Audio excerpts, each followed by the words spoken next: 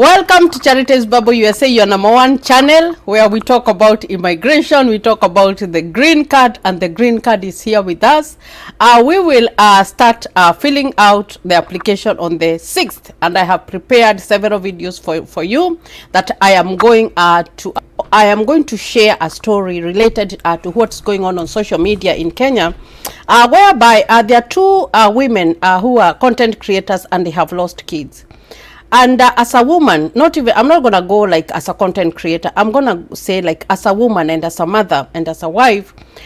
When I saw some of the comments that there was someone who said in one of the pages that if they had not showed off, then on kept low key, maybe that could not have happened to them. When I see such comments, I wonder, like, at this time, do we still make such comments to people? And this broadcast, I'm gonna dedicate it to child loss, because that is something that I have gone through. And just to explain and to try and tell that person who has the audacity to write a comment to degrade or to just to belittle that person who has gone through loss, just to tell them that it is wrong, it is inhuman, it is very insensitive, because you do not know what goes through someone's mind, a couple's mind, or maybe if a woman's mind when they have lost a child. Because if you have not gone through it, then you do not know. You know, there's a saying that says that only the wearer of the shoe knows where it pinches most. So I'm going to talk about it because I have gone through it. Actually, I have not lost one. I have lost 3 of my own. And once again, let me first of all introduce myself. This is Charities Bubble USA. My name is Charity Nganga, your #1 channel where we talk about issues. But today, this is going to be a special edition. I am going to address child loss and the stigma that is associated with it. Now, I am a mother of 4, and people tend to ask me, why are your children spaced like so differently? And why did you have like this one is this age and this one is this age? Why do they have a very big gap? But sometimes I am just like, oh, I just did family planning, because I don't want to go into the details that are led to that.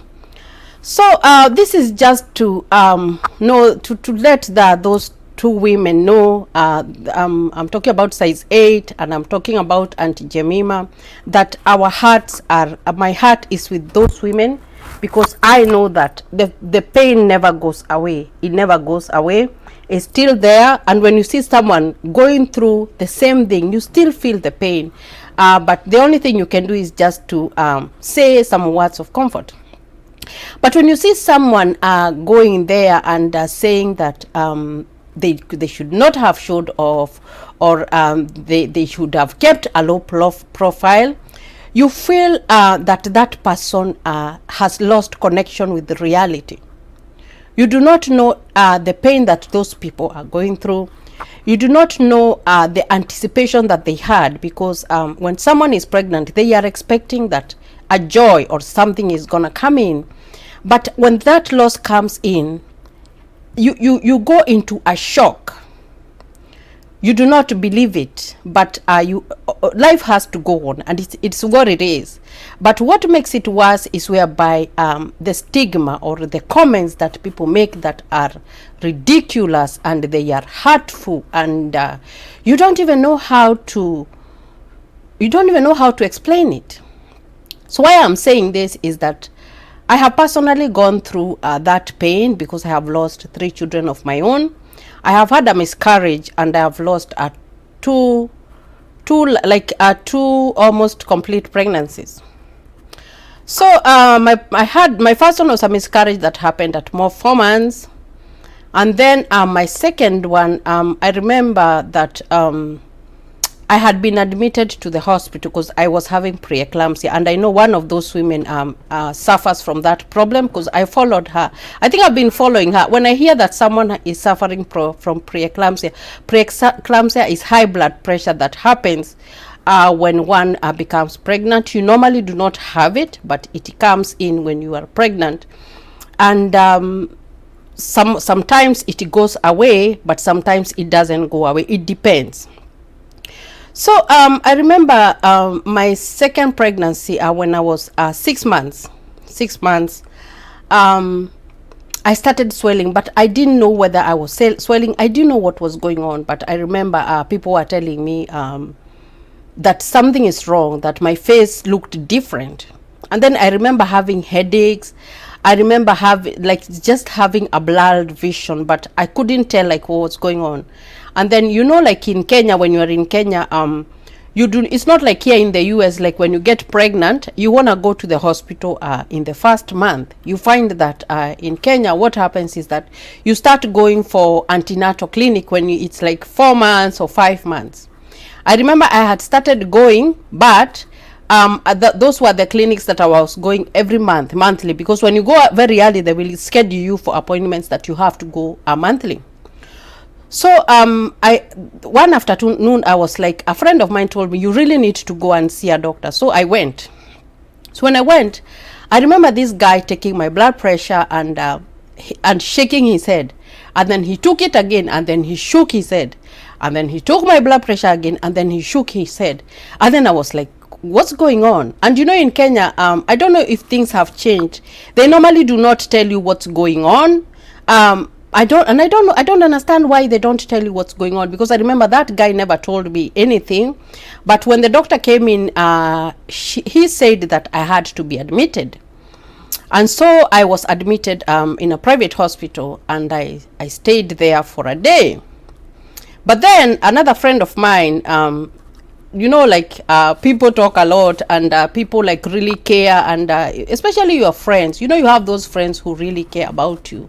So that lady came to see me, and then she was like, I think the best place for you to go is to go to a public government hospital. That way they can take care of you better, because a private hospital. So she started telling me that there was a friend of ours who had died in that hospital because of that problem, because I had really insisted, and the doctor had told me that I had high blood pressure that was caused by my pregnancy.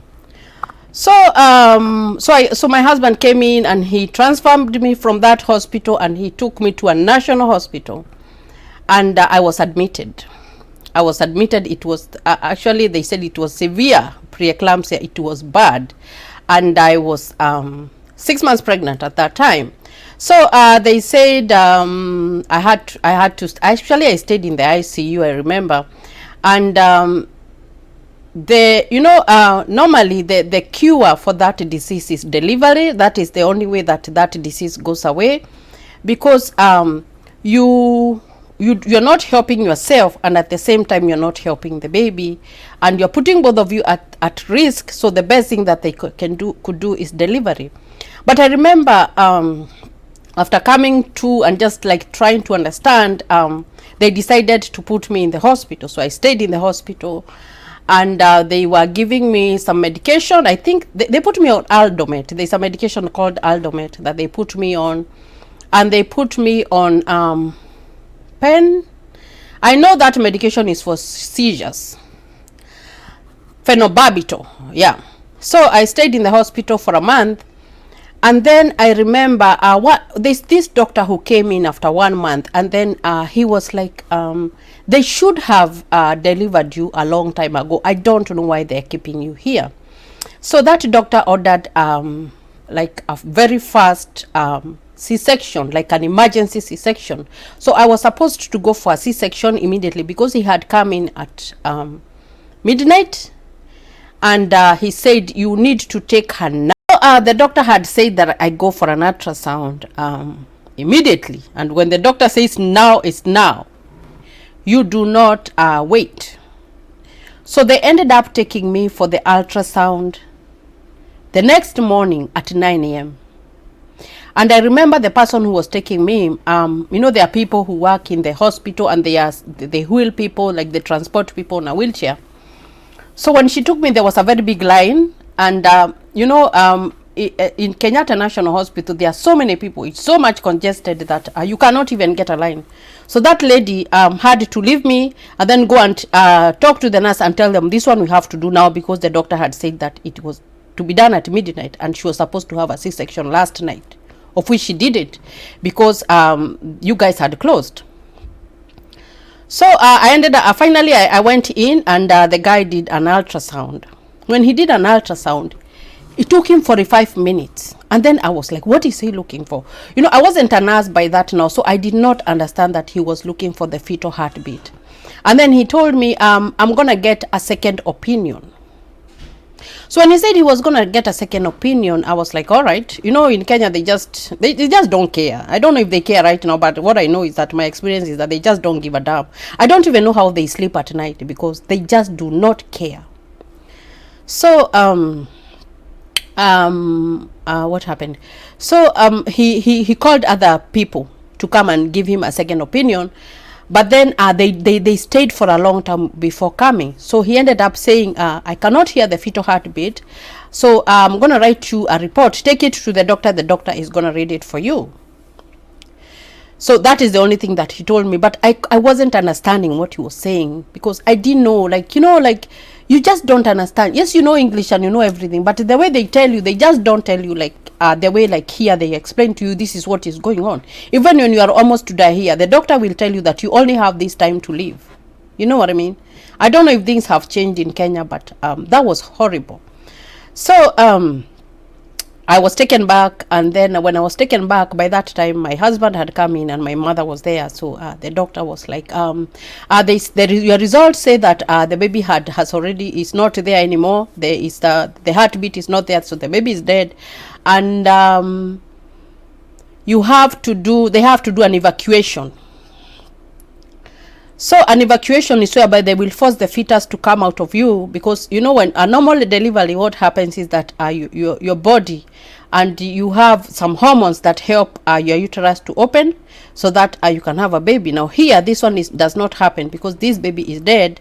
So they have to do some medication, some induction, so that you are able to have that child.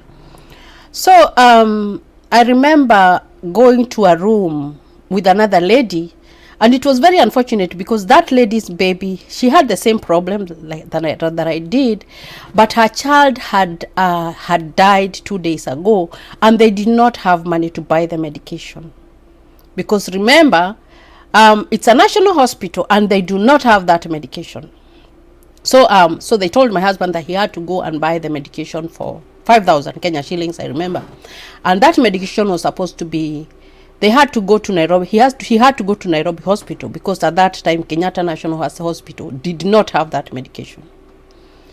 So he had to go at that time, and I thank God that he had the money, that he was able to go and buy. Because my friend who was there, because you know women connect when they have the same problem, and that's why I don't understand why a woman would go on social media and make a comment, a hateful comment to another woman who has lost a child, because I know the connection, the bond that women create when they're having such a problem. He brought the medicine. So like I said, there was this woman who was there and he didn't have money. So the family actually, they had gone home so that they could just have a harambe, so that they could, you know, a harambe whereby people do collection of money so that they could get enough 5,000 to bring for her, so that she could they could buy her medicine so that she could have that evacuation done.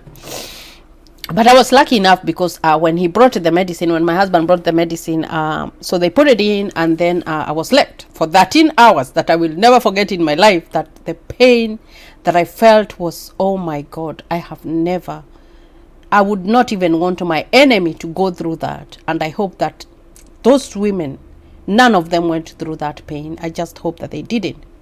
So what happened is that I remember at 3 a.m. in the morning, a doctor coming in, and he just took one look at me, and then he dashed out, and he told the nurse. He called the nurse, and I could hear him making noise and not being very nice to that nurse. And the only words that I could hear is that, why don't you want to give her pain pill?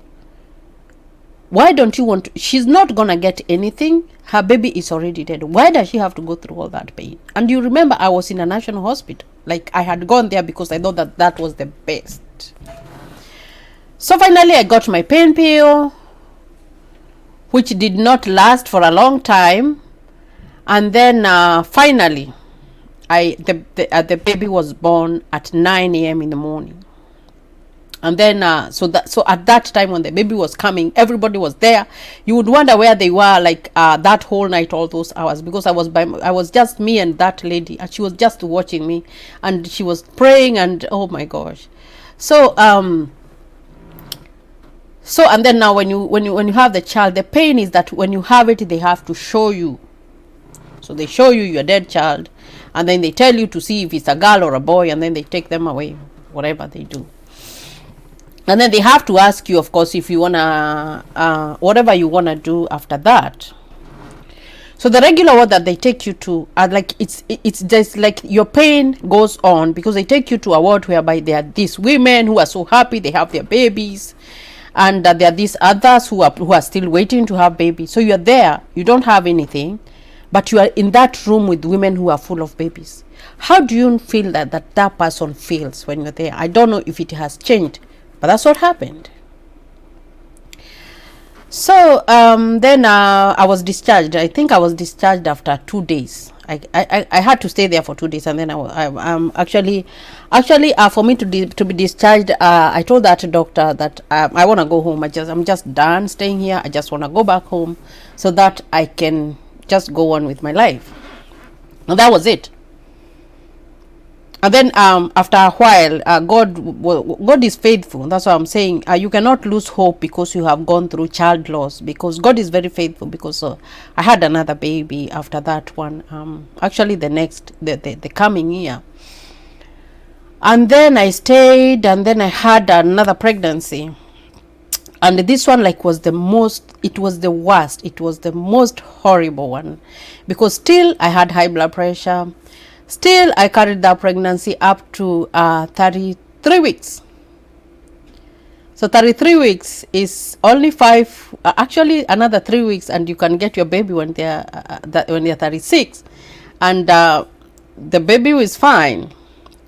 So this one, I stayed in the hospital still for a month, and then the doctor came in. I told him how about I don't even know if they read records, or they just come to see you because they are on duty. I don't know how it goes, because no most of them, I don't know if they have your history. I don't know how they do it. But for me at that time, I don't understand, because he came in, and then I told him what had happened to me. I narrated the story, and then he said, let's do a C-section, so that, because we don't want that to happen again.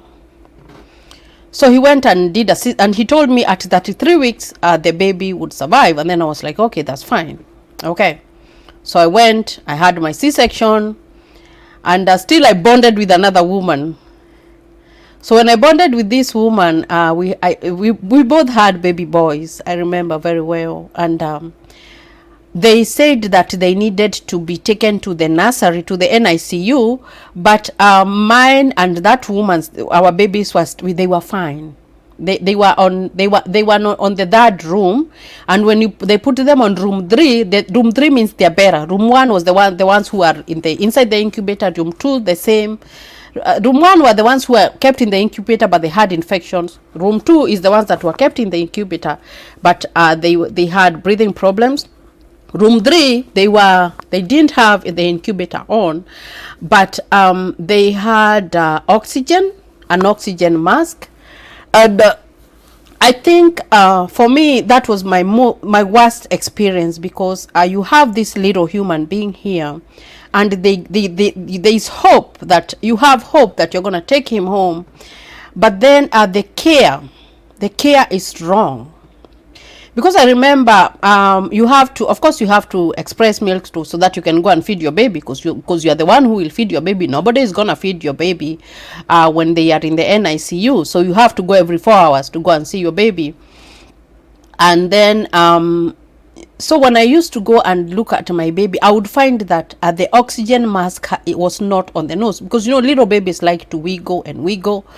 So sometimes he didn't have, so he had cried and cried and cried. He would cry and cry and cry and cry. So by the time I was going in, I would ask myself, how long has he been crying? And nobody is going even to look at him, because all the time that I was going, I never found any nurse standing next to him.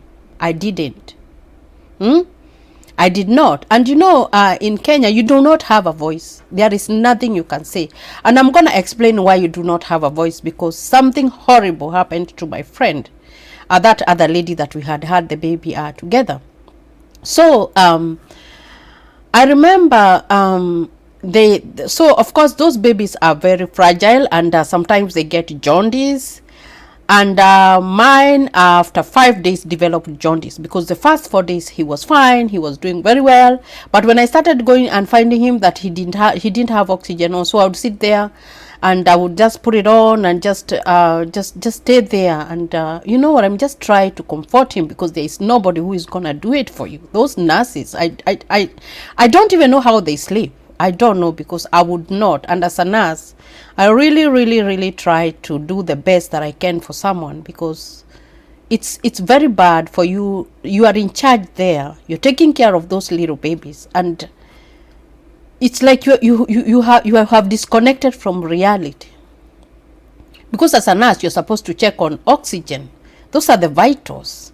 But if you go and find that your child doesn't have oxygen and they're just crying, then how do you, and you had been there 4 hours earlier, how do you make that out? Like, how does it play like that? So so the 5th day, they said that they would put him on the light. They said the light that they put babies on when they started developing jaundice. But then I kept asking the doctor, what's going on? Is there anything that we can do, like, just to help him? But they were not telling us anything. Like, they just don't tell you nothing.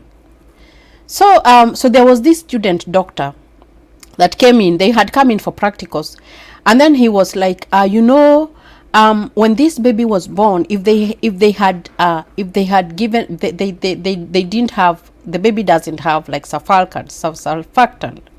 That's something that helps your lungs to be able to breathe, or to develop, because their lungs are not developed.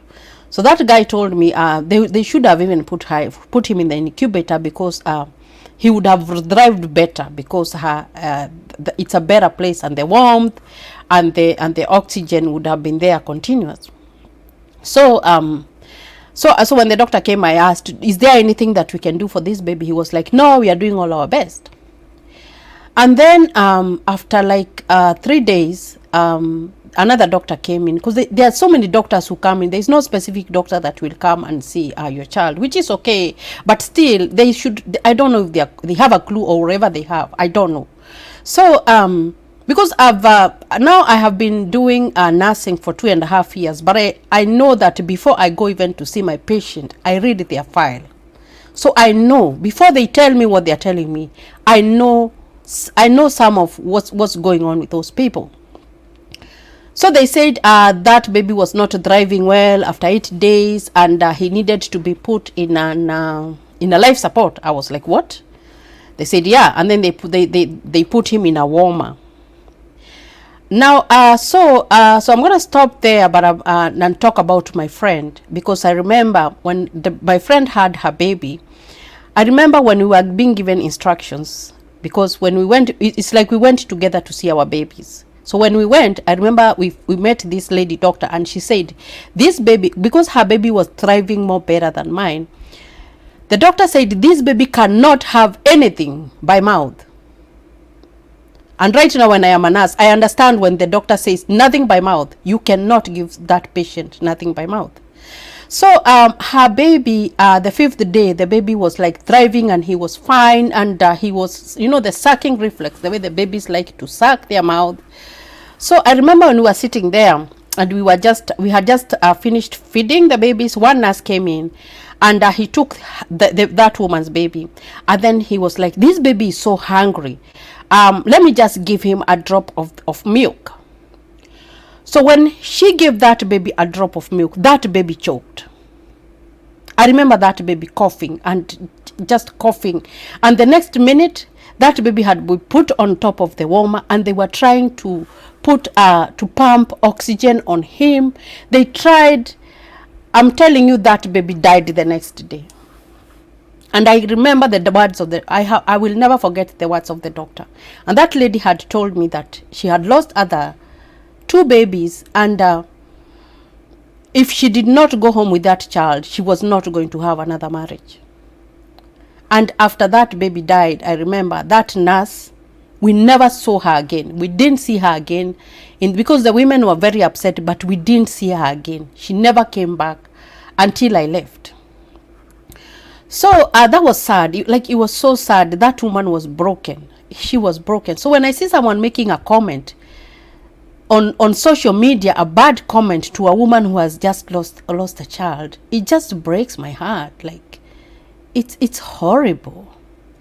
So so what happened to mine is that they put him on the warmer, and then they started giving him oxygen, and then they told me that there were 3 babies who needed to go to the life support machine, and we had to wait. So we had to wait. And at that point, I cannot blame them, but I can still blame the government, because they should be fully equipped. According to the corruption that goes on in Kenya, I know they should be fully equipped. So finally, that was on a morning, finally they were able to put my baby in the life support machine at around midnight. That's when they put him there. And when these people are funny. When the patients really need care, they are not there. But when someone is almost to die, that is when you will find all the doctors, all the nurses, they are surrounding that bed, they are there, and they are not going to tell you a word. Because I remember when they took my son to the life support machine, they were more than 8 people there surrounding that little bed, and I was just there standing there behind, and they were not even talking to me or saying anything. The only thing that I could catch is that I could understand what they were saying. So I just sat there, I changed him, and then I said a prayer, and then I left. I remember sitting there. Everybody had left, because we had a limitation of the time that we would stay in there, and then we would get out. I remember everyone had left, and I stayed there for like 2 hours. And everybody left, and I sat, and I never went anywhere. But I could know that the end was near. I could tell that the end was near. And so I just changed him, and then I just said a prayer. But at that time, even if you say a prayer, you don't know how to pray. And that's why it just makes me so mad to see someone making a comment there instead of supporting that person with prayer. Because when you are in pain, or when you're going through hard times, you don't know how to pray anymore. You can pray, but you don't do it like the normal way. So I left at around 1 a.m. and then we were supposed to come back at 3 a.m. in the morning, because we were coming in every 4 hours. So after I left, then I came back. I remember, and that ICU had mirrors, like a very long, transparent mirrors you could see. So when I was standing at the door and I looked, I could see that bed was empty. And in Kenya, when you go and find that a bed is empty, you know what that means. Automatically, you do not need to be told what that means. So I went. And I knew that he wasn't there. He was dead. I could tell that he was gone. But after that, so I went and asked the nurse, and then she was like, yes. And she told me that he passed away at this time, but we need you to go and confirm. Who's talking to you with no emotion, like no emotion.